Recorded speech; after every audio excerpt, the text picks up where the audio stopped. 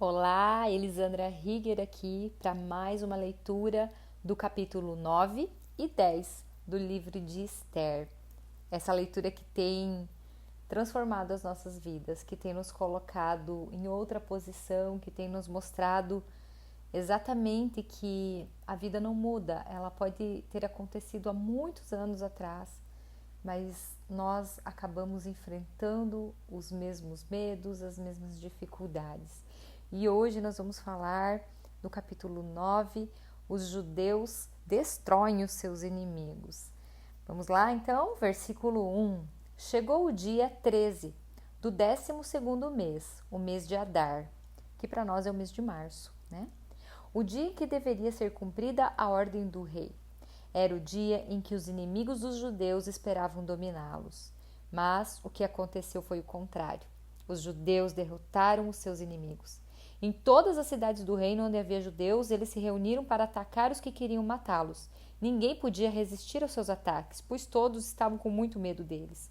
Todos os oficiais das províncias, isto é, os chefes dos vários povos, os representantes do rei e os governadores das províncias, ajudaram os judeus, pois eles tinham medo de Mordecai. A fama de Mordecai havia se espalhado pelo reino inteiro e todos sabiam que ele tinha muita autoridade no governo. E o poder de Mordecai ia aumentando cada vez mais. Portanto, os judeus fizeram com os seus inimigos o que queriam. Mataram todos com as suas espadas, não deixaram ninguém escapar. Em Suzã, a capital, eles mataram 500 homens. Mataram também os 10 filhos de Amã, filho de Amedata, o inimigo dos judeus. Os nomes deles eram Parsandata, Dalfão, Aspatá, Porata, Adalias, Aridata, Parmastra, Arizai, Aridai e Vaizata. Mas os judeus não ficaram com os bens deles.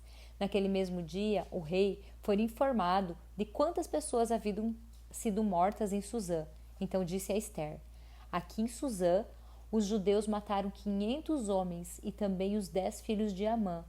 E nas províncias, quanto eles terão matado? O que é que você quer agora? É só me pedir. Se quiser mais alguma coisa, eu lhe darei. E Esther respondeu: se for do agrado do rei, por favor, dê autorização aos judeus de Suzã para fazerem amanhã o mesmo que tinham ordem para fazer hoje. E peço também que os corpos dos 10 filhos de Amã sejam pendurados em forcas. O rei concordou e mandou ler a autorização em público em Suzã. E os corpos dos 10 filhos de Amã foram pendurados em forcas. No dia 14 do mês de Adar, os judeus de Suzã se reuniram e mataram mais 300 homens na cidade, mas não ficaram com os bens deles. No dia 13 do mês de Adar, os judeus das províncias se reuniram e se defenderam. Mataram 75.000 inimigos e assim se livraram de todos os que os odiavam, mas não ficaram com os bens dos mortos. No dia 14, eles descansaram e comemoraram com banquetes e festas. Mas em Suzã, os judeus comemoraram no dia 15 do mês, pois no dia 13 e 14 eles mataram os seus inimigos e só no dia 15 descansaram. É por isso que os judeus que vivem em vilas e povoados comemoram o dia 14 de Adar com banquetes e festas e mandam comida uns aos outros. A festa de Purim, versículo 20. Mordecai escreveu tudo o que havia acontecido e mandou cartas a todos os judeus que moravam em todas as províncias do reino, tanto aos de perto como aos de longe. E nas cartas ele ordenou que todos os anos eles comemorassem os dias 14 e 15 do mês de Adar, pois foi nestes dias que os judeus se livraram dos seus inimigos, e foi neste mês que a tristeza e o luto se transformaram em alegria e em festa. Portanto, que dessem banquetes e festas, mandassem comida uns aos outros e distribuíssem presentes aos pobres. Assim, os judeus, de acordo com o que Mordecai tinha escrito, comemoraram o costume de comemorar esses dias. Amã, filho de Amedata, descendente de Agag e inimigo dos judeus, tinha planejado acabar com eles e tinha mandado tirar a sorte, chama-se isso de Purim, para resolver em que dia ia matá-los. Mas Esther foi falar com o rei e ele ordenou por escrito que o mal que Amã havia planejado contra os judeus caísse sobre o próprio Amã. Portanto, enforcaram Amã e os seus filhos. É por isso que esses dias feriados são chamados de Purim, que é o plural da palavra pur. Como resultado da carta de Mordecai e de tudo que os judeus haviam dito e visto e das coisas que aconteceram, eles resolveram que eles mesmos, os seus descendentes e os que convertessem ao judaísmo seguiriam o costume de comemorar todos os anos esses 2 dias, conforme Mordecai havia escrito. Ficou resolvido que daí em diante toda a família judaica em todas as cidades das províncias do reino comemoraria a festa de Purim, para que os judeus lembrassem sempre do que havia acontecido. Nunca, em qualquer época, deixariam de comemorar essa festa. A rainha Esther, filha de Abiail, também escreveu uma carta junto com o judeu Mordecai, dando todo o seu apoio à carta de Mordecai já havia escrito a respeito da festa de Purim. Cópias da carta foram mandadas a todos os judeus das 127 províncias do reino, desejando-lhes paz e prosperidade e confirmando que a festa de Purim devia ser comemorada nos dias marcados, assim como haviam marcado para si mesmos e para os seus descendentes dias de festas e de jejum. Eles deveriam seguir essas ordens do judeu Mordecai e da rainha Esther. A ordem de Esther, confirmando as instruções para a comemoração de Purim, foi escrita num livro. E o capítulo 10, a grandeza de Mordecai. O rei Xerxes obrigou os moradores do seu reino, tanto os do litoral como os do interior, a fazerem trabalhos forçados. Todas as grandes e maravilhosas coisas que Xerxes fez, e também a história completa de como colocou Mordecai num alto cargo do seu governo, tudo isso está escrito nos livros de história dos reis da Média e da Pérsia. O judeu Mordecai ocupou a mais alta posição do reino, logo abaixo do rei. Mordecai era admirado e estimado por todos os judeus. Ele fez tudo o que pôde pelo bem-estar do seu povo e pelo progresso da sua raça. Até aqui o livro de Esther. Finalizamos o capítulo 9 e o capítulo 10 e todos os livros também. Vejam só, gente, o Mordecai foi honrado, se tornou um homem com grande autoridade em todos os cantos da Média e da Pérsia. Todos temiam a ele porque sabiam que ele era, abaixo do rei, o mais poderoso que existia naquele reino. E vocês podem ver ali também na história que nós lemos, em nenhum momento os judeus ficaram com os bens dos inimigos. Da mesma forma que Amã queria ficar com os bens de todos os judeus fizeram a questão de demonstrar que aquela guerra não era por avareza, não era por necessitar de bens materiais, mas sim para demonstrar o poder de Deus sobre o seu povo, o quanto Deus tem protegido o seu povo. E vocês viram também, gente, que incrível, eu preciso compartilhar isso com vocês, porque teve um momento aqui no capítulo 9 que o rei se coloca diante de Esther. Ele que começou a se achegar a Esther e lhe pedia: se quiser mais alguma coisa, eu lhe darei. Veja só como mudou a situação. Antes de Esther, qualquer pessoa que chegasse na presença do rei, ele precisava estender um cetro para realmente essa pessoa ser aceita e para ser ouvida a voz dela. E aqui fala que o marido, o rei poderoso que estava sentado no trono, ele se achegou a Esther e pedia: quer mais alguma coisa, eu lhe darei. Mas olha, mais uma vez, Esther mostrando como nós devemos ser. Ela continuou humilde, ela demonstrou a sua submissão ao seu marido, ela foi uma mulher sábia, ela sabia que essa conduta de submissão, de humildade, não agradava ao rei, mas agradava ao Senhor. E Deus mantinha as portas abertas para Esther, porque tudo que ela queria era como um passe de mágica. Tudo acontecia. Por quê? Porque ela estava fazendo tudo pelo seu marido? Não. Ela olhava para o seu marido e via Deus. Via Deus. Ela não fazia para agradar aquele homem que tinha decidido matar o seu povo. Não. Ela olhava para ele e via Deus. Ela sabia que ela tinha que ser uma mulher humilde. Ela sabia que ela tinha que ser uma mulher submissa. Para quê? Para que as portas do céu estivessem abertas, derramando bênção sobre a vida dela. Gente, como isso nos ensina. Quantas vezes nós olhamos para o nosso marido e a gente fala, não vou fazer. Ele não merece. Ele não merece. Meninas, não é pelo nosso marido, é para o Senhor. Tudo que nós fazemos é para o Senhor. Se nós estamos limpando a nossa casa, é para o Senhor. Se nós estamos sendo submissas, é para o Senhor. Porque Ele vai nos honrar no tempo certo. Ele tem tanto, tanto para derramar sobre as nossas vidas. Mas sabe o que acontece? Porque muitas vezes somos rebeldes, somos desobedientes. Nós vamos lá com as nossas próprias mãos e fechamos a porta do céu.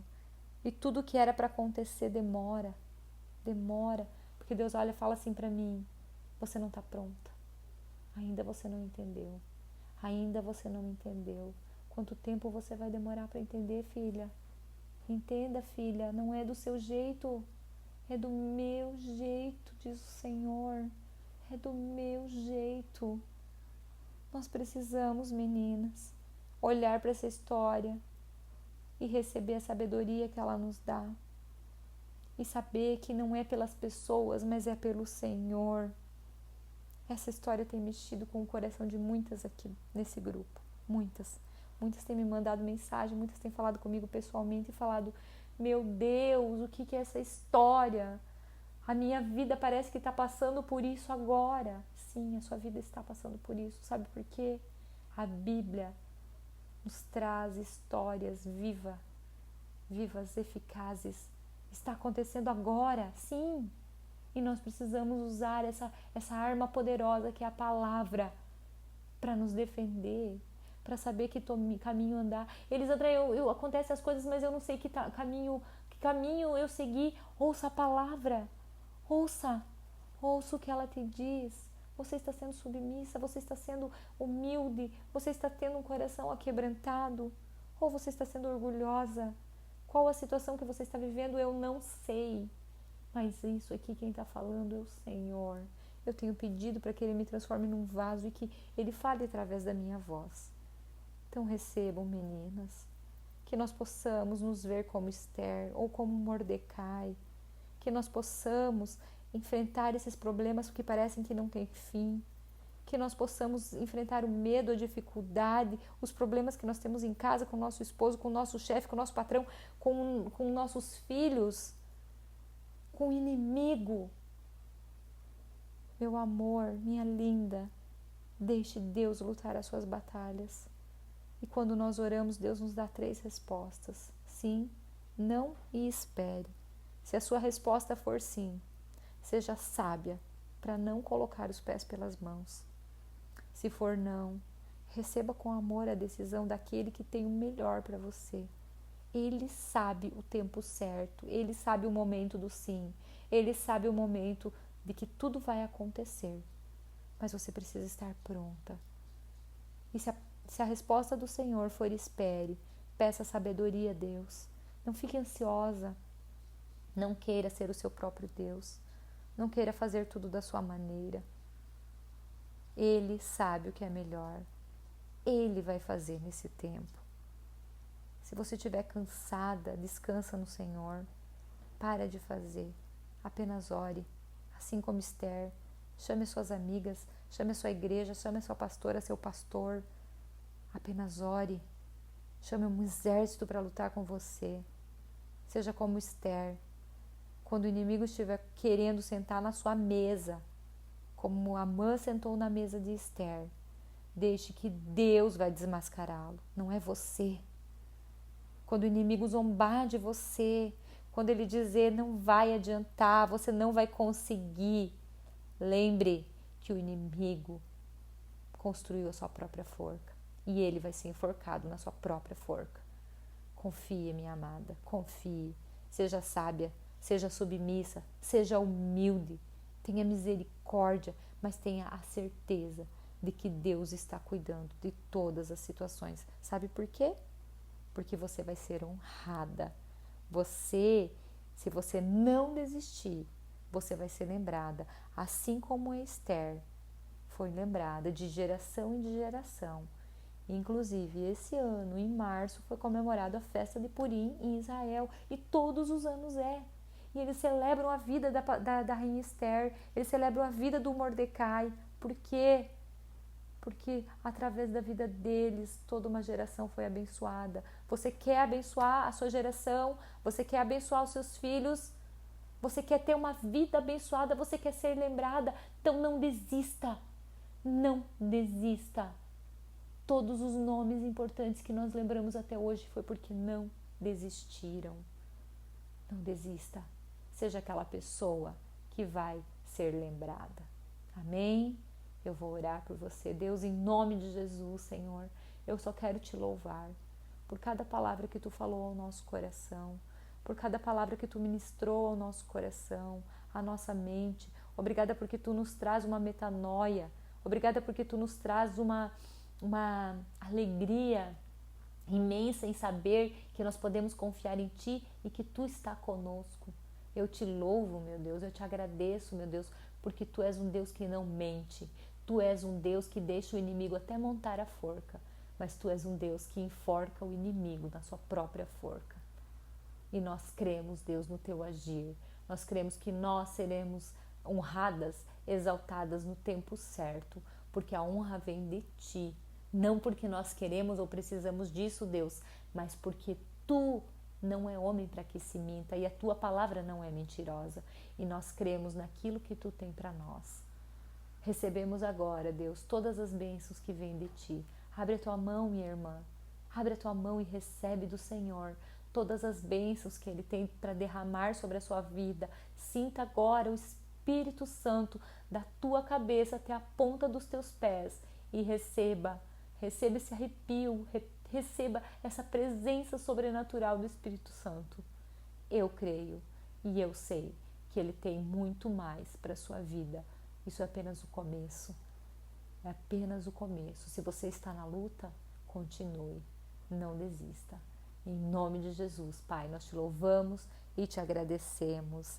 Amém. Amém e amém. Um beijo e um abraço no seu coração.